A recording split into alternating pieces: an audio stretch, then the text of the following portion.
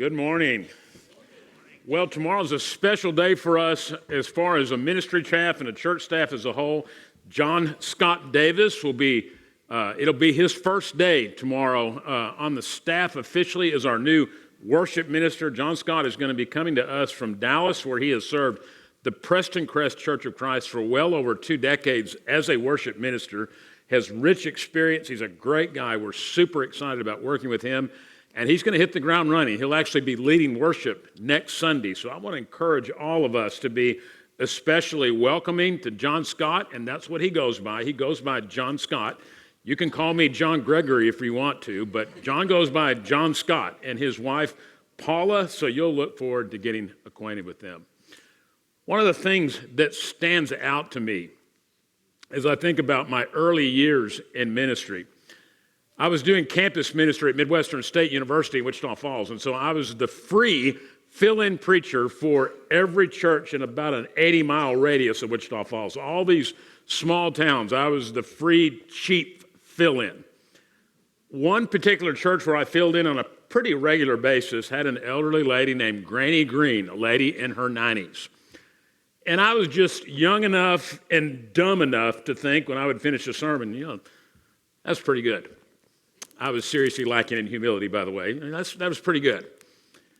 And then Granny Green would get a hold of me in the foyer. And she'd look at me and she'd say, "You just did a real fine job." And I kind of puffed up because I thought I'd done a real fine job too.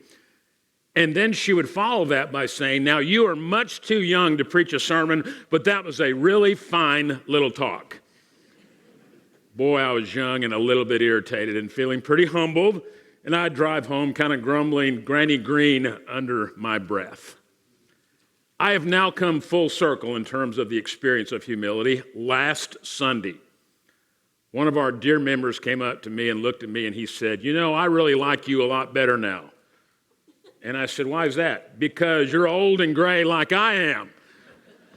I've now come full circle to someone who is way too young to preach a sermon to one who is now old and gray.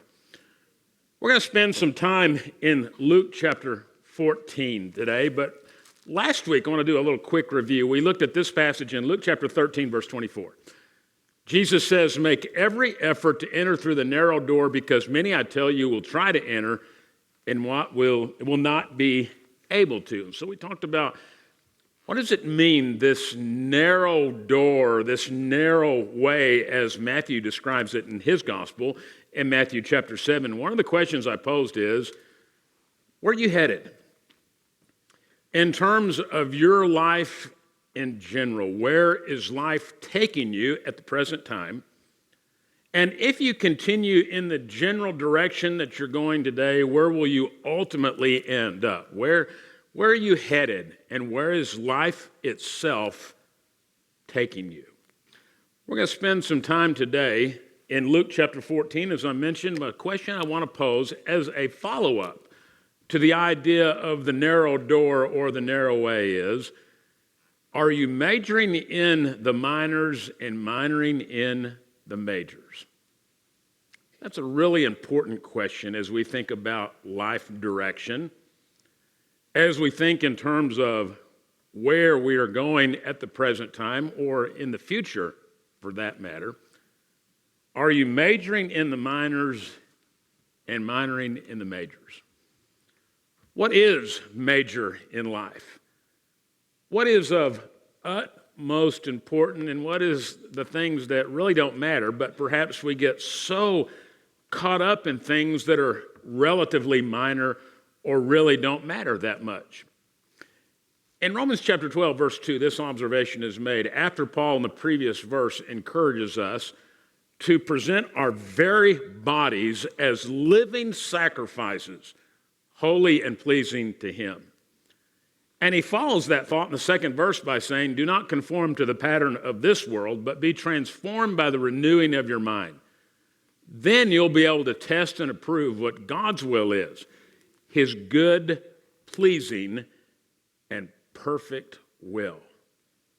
The idea of this ongoing process of spiritual transformation, our mind is being renewed, and so we'll be able to have a better understanding, to test and approve what God's divine will is for our life. I remember a lesson I heard, this has been a long, long time ago. I was a college student in Lubbock, and a gentleman by the name of Jim McGuigan was teaching a Wednesday night class at the Sunset Church in Lubbock. And he was referencing this very passage that I just referred to a moment ago, Romans chapter 12, verse 2. And he accentuated the concept of majoring in the known will of God. The point that he was making is that we tend to dwell a lot on what is the unknown will of God. Should I take this job? Should I move to this city? Should I pursue this situation? All these often complex decisions that we have to make. And it's the unknown will of God because we have yet to determine really what God wants us to do in a given set of circumstances.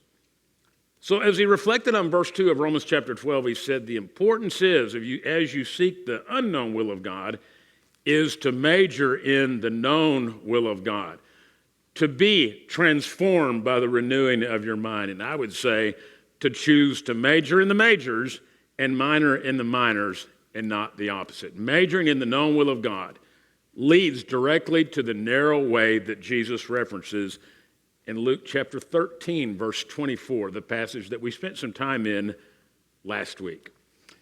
I want us to look at Luke chapter 14, verses 1 through 11. There's a lot here. There's actually 3 distinct lessons in the whole chapter of Luke chapter 14. But I want us just to focus on one of those, just one thought in these 11 verses of Luke chapter 14, the first 11 verses. Let's read the whole text. And we're actually going to focus our energies this morning only on one verse. Luke 14. One Sabbath when Jesus went to eat at the house of a prominent Pharisee, he was being carefully watched. There in front of him was a man suffering from dropsy. Jesus asked the Pharisees and experts in the law, is it lawful to heal on the Sabbath or not? Now, as you may recall, we looked at a passage a couple of weeks ago where Jesus chose to heal someone. It was a woman who was terribly bent over, and he miraculously healed this woman and was duly criticized because he healed someone on the Sabbath of all days. So he's pressing them. He's actually pressing them for an answer. But it indicates in verse 4, they remained silent. As a response to his question, is it lawful to heal on the Sabbath or not? And they just remained silent. So taking hold of the man, he healed him and sent away. Then he asked him, if one of you has a son or an ox that falls into a well on the Sabbath day, will you not immediately pull him out? And they had nothing to say. Then verse 7, this would be the second lesson in this chapter of Luke chapter 14. When he noticed how the guests picked places of honor at the table, he told them this parable. When someone invites you to a wedding feast, do not take the place of honor, for a person more distinguished than you may have been invited. If so, the host who invited both of you will come and say to you, give this man your seat. Then, humiliated, you will have to take the least important place. But when you're invited, take the lowest place, so that when your host comes, he'll say to you, friend, move up to a better place. Then you will be honored in the presence of all your fellow guests. And then verse 11, for everyone who exalts himself will be humbled, and he who humbles himself will be exalted. So I want to spend some time this morning exclusively in this summary verse. As Jesus tells this parable about a wedding feast, and as the parable is based on the observations he makes, here's everybody scrambling to take the most prominent seat at the table. His response and his conclusion is, for all those who exalt themselves will be humbled, and those who humble themselves will be exalted.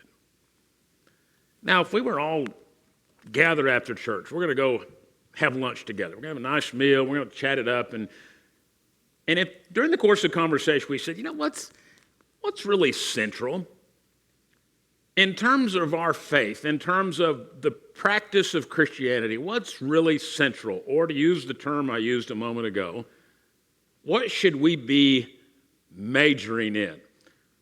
I go back to McGuigan's thought, the idea of majoring in the known will of God. So if you had to get a piece of paper out, we're gathered at this restaurant and we're chatting with each other. If you had to get out a piece of paper and just start listing, what's central? What should I be majoring in? What is really, really important? What would be on your list? And I'd like to submit to you this morning that the very ideal of humility should be somewhere at the very top of that list of what's central or what is major in terms of our practice of Christianity. Because this is actually a very important theme in the Gospels.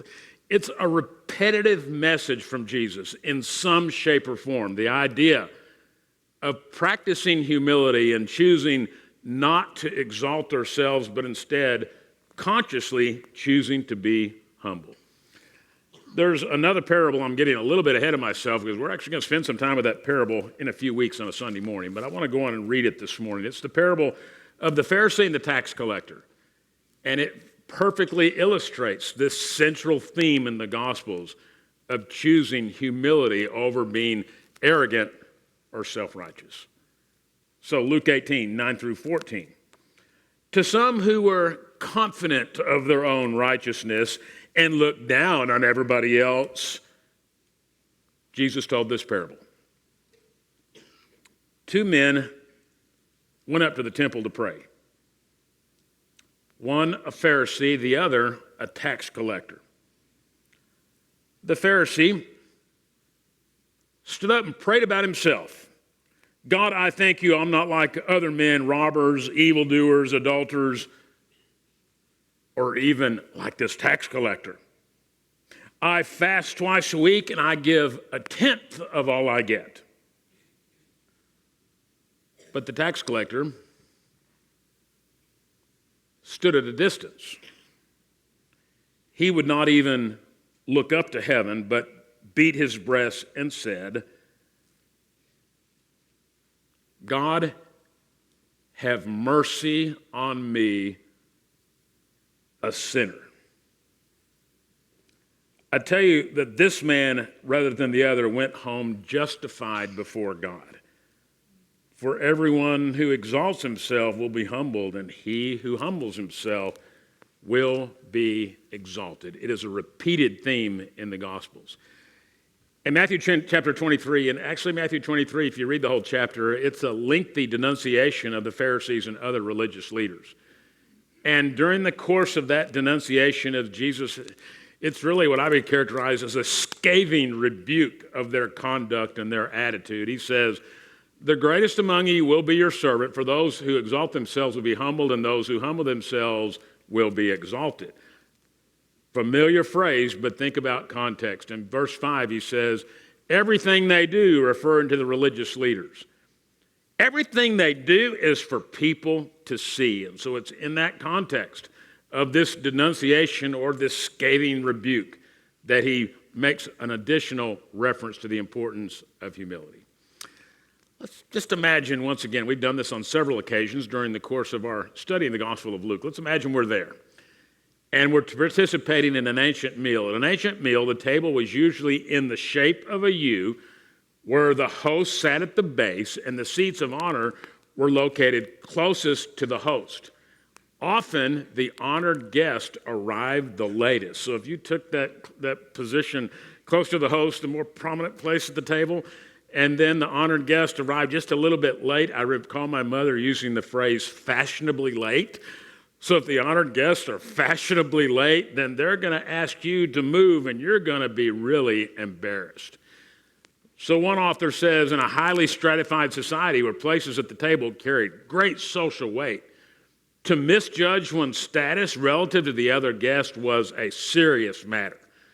So as Jesus tells this parable in Luke chapter 14, I'm sure their ears peaked up because they knew exactly the type setting that he was describing, and they could imagine themselves being in that situation, being humiliated because they were asked to move. Love this quote. It's actually on your printed handout this morning, the article from Harold Hayslip, and he says, Christ favored the humble. He warned against pride as if it were poison. And the truth is, pride is poison. And pride is a form of poison that comes out in so many different ways. So what I'd like to do this morning is to explore a few of the ways that pride and not humility have an uncanny way of surfacing in our lives. So I'm going to ask you a question.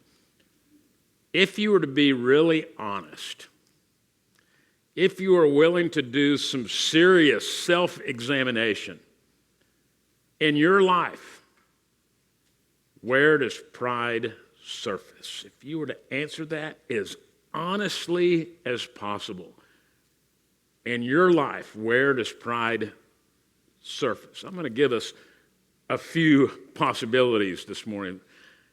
I personally believe, this is a personal thought, not a biblical thought, it's just a personal thought. This is 1 Opinions chapter 3, verse 2. I think from 1 Opinions chapter 3, verse 2, that spiritual pride is really the worst form of pride, just a personal opinion. So let's think about spiritual pride. Surfaces in a lot of different ways. It could surface in the form of, I am very knowledgeable about the Scriptures. I know a lot. I am well versed, if you will. And I have this ability to communicate to others. By the way, in a Bible class setting, I am the smartest guy in the room. And I know more than the rest of you. And I may not come out and say that, but it's going to be implied by my conduct. And it's going to be implied just the way I come across. I have superior knowledge. And it's just not a knowledge of the facts. I have superior spiritual understanding. That spiritual pride, it's a form of arrogance, I think, that is just deplorable. But spiritual pride can also come in the form of what I would say an experiential form. In other words, I've had spiritual experiences, and they're so at such a high level, and they're so significant. It's just unique to me. And we look down on others because they have not experienced the things that I have experienced. They have not been moved by the Spirit in ways that I have been moved by the Spirit. They've not had these unique experiences, and I feel in my heart of hearts that I'm just a deeply spiritual person because of the experiences that I have had. Furthermore, I think it can also surface just in ways that we serve and strive to help others. And that seems like an irony, doesn't it? Isn't serving supposed to be about rolling up our sleeves and helping other people and looking to others' needs beyond the scope of our own needs? But sometimes serving, as I wave the flag and say, look at what I've done. I've done this and I've done this so well. And again, it may not be that obvious, but yet it's implied by the things I do. I went on this mission trip. I've served in this benevolent context. You name whatever it is. It's still a third form of spiritual pride. And I'm wondering this morning if any of us are guilty of those three forms of spiritual pride. In Luke chapter 18, verse 9, preceding the parable that I just read a moment ago, to some who are confident of their own righteousness and look down at everybody else, Jesus told this parable. So another form of spiritual spiritual arrogance is the idea that I am so righteous. We would use the phrase self-righteousness, not righteousness rooted in the blood of Jesus. Self-righteousness, confident of my own righteousness, and because I'm so full of pride and arrogance, I look down on everybody else. Thus the contrast between the Pharisee and the tax collector in that parable in Luke chapter 18. Secondly, I wonder about social pride. Social pride that, I'm not necessarily willing to associate with certain groups of people, or I only run in this circle, I only run in that circle. All of us have some form of social pride. and I've shared this before, but it's worth sharing this morning. I've always prided myself, quote unquote, that, I'll go hang out with anybody. I have no pride. I'll go eat with anybody. I'll go play golf with anybody. I have no pride at all. When our youngest son was in kindergarten, 5 years old, that was put to the test. We went to a small restaurant for lunch, just the two of us, my 5-year-old and me. And it was one of these places that was really popular in the small town where we lived, and I think there may have been no more than a half a dozen tables. Everything in this restaurant was homemade, and so it was kind of one of those places where you come to lunch and they serve until they run out of food. And so we went in there, and the place was packed, and there was nowhere to sit. So I told Mitchell, I said, I don't think there's nowhere to sit. We probably better either get it to go or we'll just go somewhere else. And it was one of those places where it was so small town, if there was an empty seat at a table, you just went and sat by someone you didn't necessarily know that well. That was tradition. And 5-year-old Mitchell knew that and knew that very well. And there was a lady sitting there at a table of 4 all by herself. And I saw her, and I was hoping Mitchell didn't.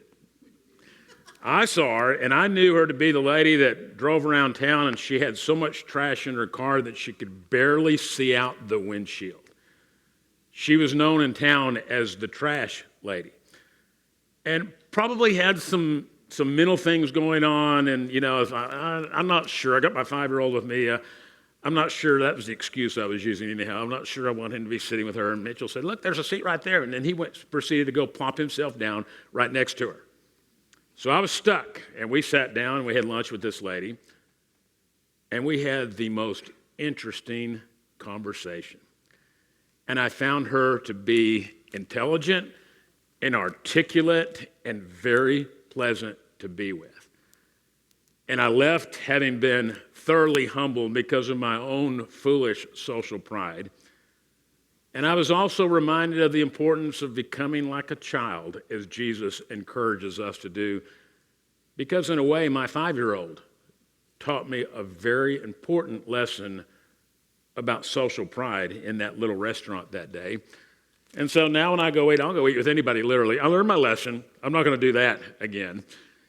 In Luke chapter 5, the second half of verse 30, Jesus was repeatedly criticized for whom he chose to eat with. Why do you eat and drink with tax collectors and sinners? Because again, as is indicated by the quote a moment ago, they lived in a very stratified social culture, a very stratified society. And the idea of the people he chose to eat with was unheard of in his culture.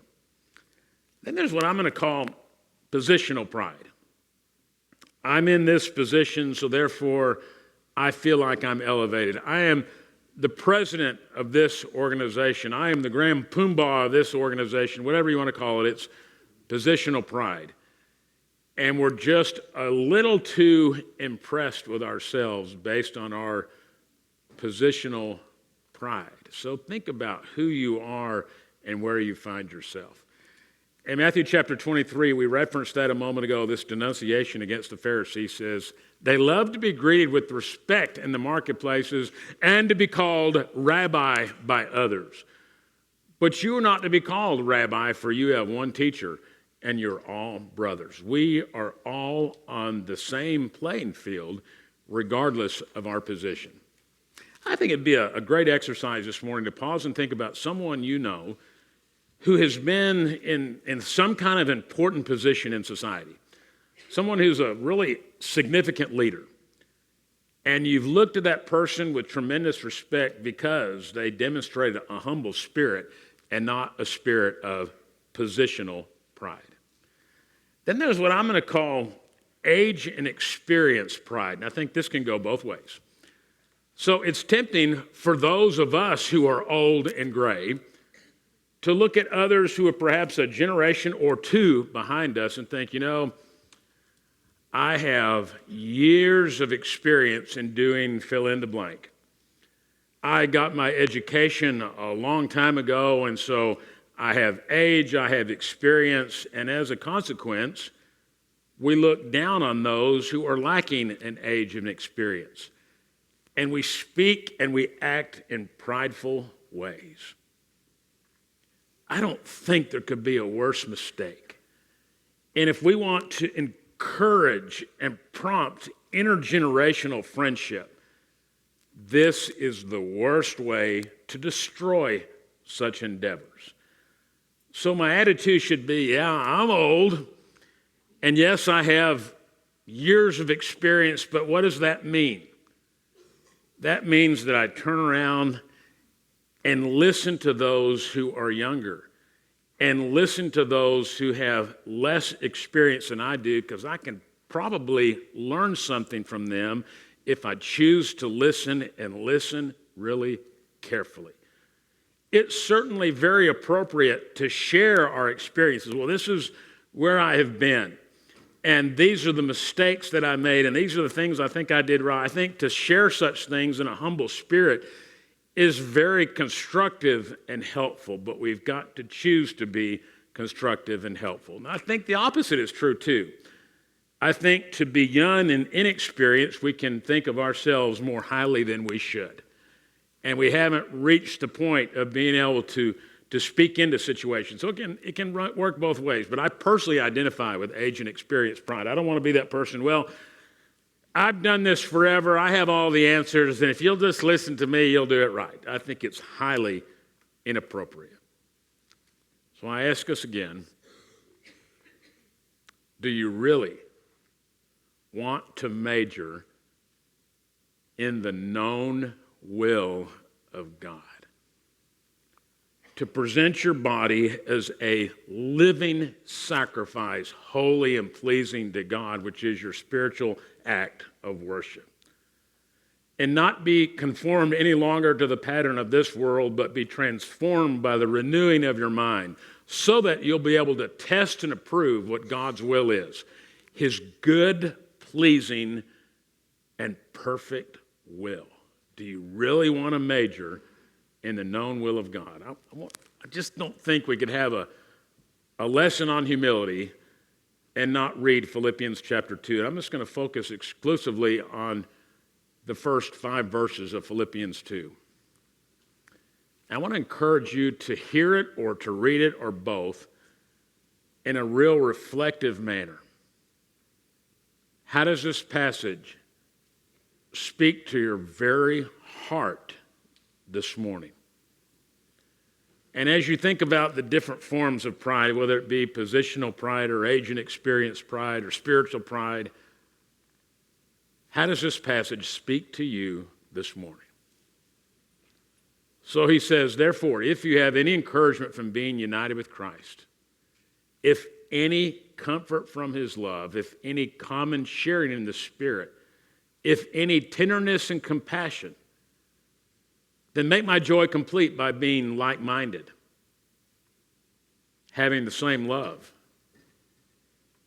being one in spirit and of one mind.